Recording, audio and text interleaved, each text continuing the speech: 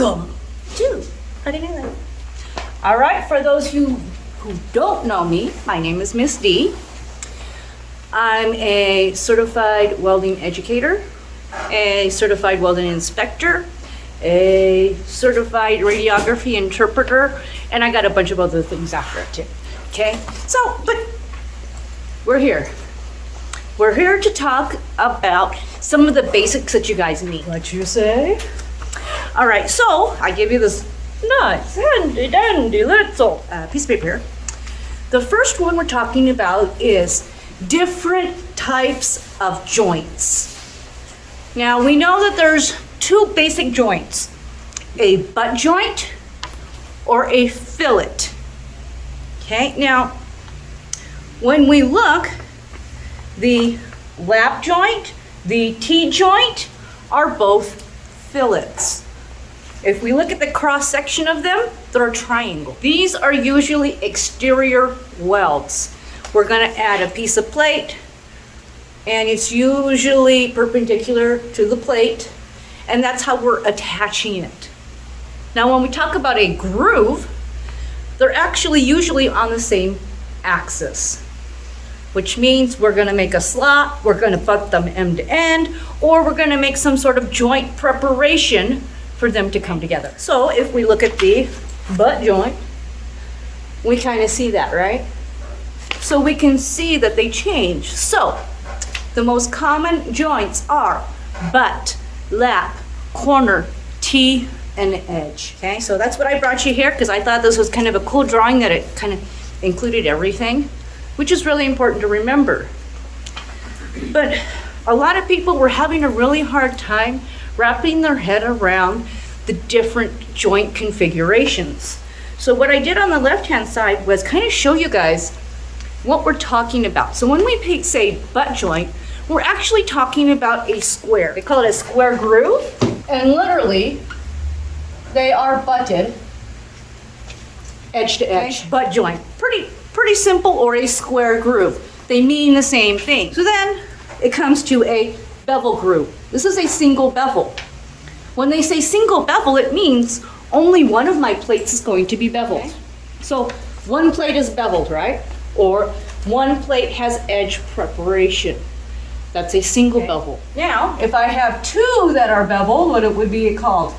V-groove. V-groove, right? Because it looks like a V.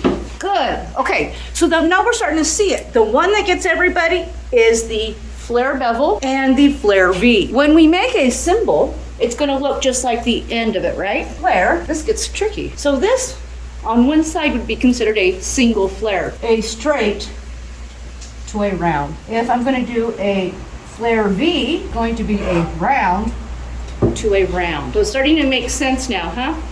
So now I put the pictures on here for you guys to kind of understand a little bit better of what we're talking about. Because if you guys don't understand the simple stuff, when we start to build on that simple stuff, you guys are gonna I don't know what we're talking about, right? So then, when we start to look at these, we can kind of see, oh, this is what they're talking about when we talk about J groove or V groove or single bevel.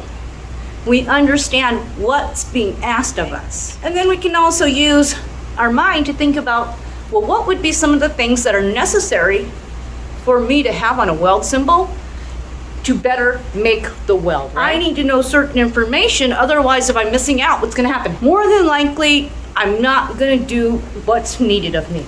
I might lose my job. So I want you guys to make the mistake here, where you guys go, oh, okay, I understand a little bit better, rather than just not understanding it all.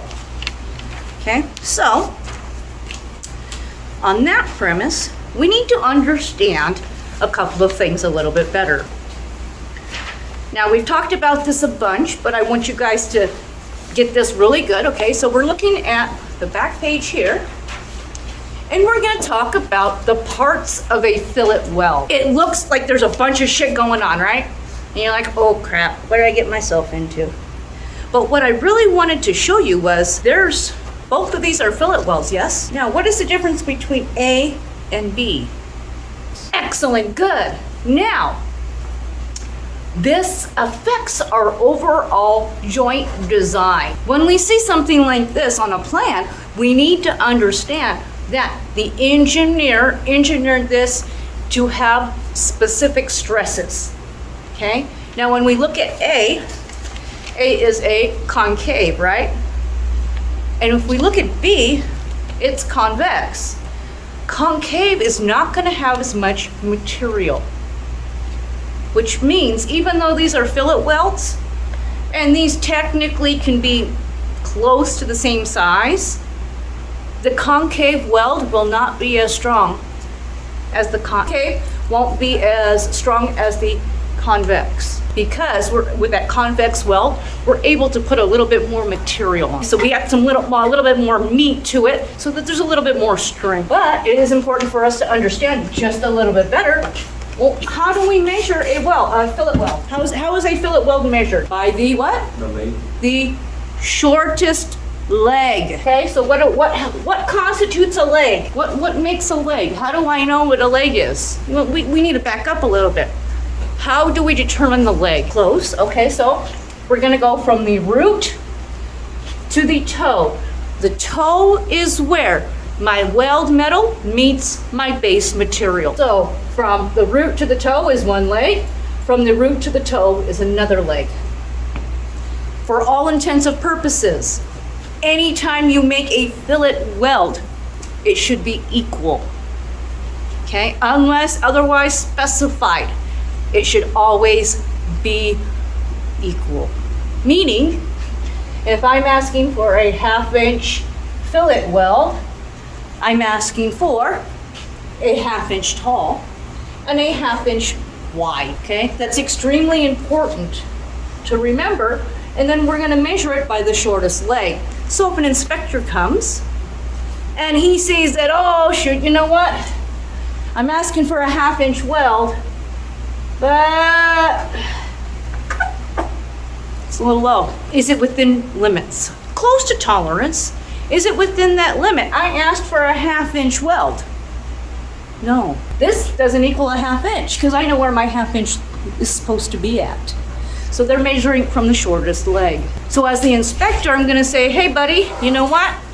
It's not big enough. So we need to, what can we do to fix it if it's undersized? So you can run another pass as long as you don't go exceed it then because if it goes too big, it becomes excessive and it creates excessive reinforcement. So we kind of have to watch out, pay attention, right? To how big we're making it or how small we're making it to make sure. Now, they say what's called a nominal size, which means overall, kind of like the average size of the part should be this size. So like if maybe you're driving along, maybe I have a little dip in here like this, usually the part is acceptable as long as there's not too many low dips. Okay, so we have to take it as a nominal size. We want to make sure that we're putting enough meat on there so our stuff doesn't collapse, right? Okay, so the important part for us to understand is we have a root. We have two toes. From the root to the toe, it's called the leg. Root to the toe is the leg. Yes! Okay, finally. Okay, now, what do we call this piece? The face. Okay, it can have a couple of different names. We can call it the face. We can call it the crown. We can call it the cover pass. Okay, those are all terms that are used. Please like and subscribe. Stay tuned for another part. Weld the world. Weld the world.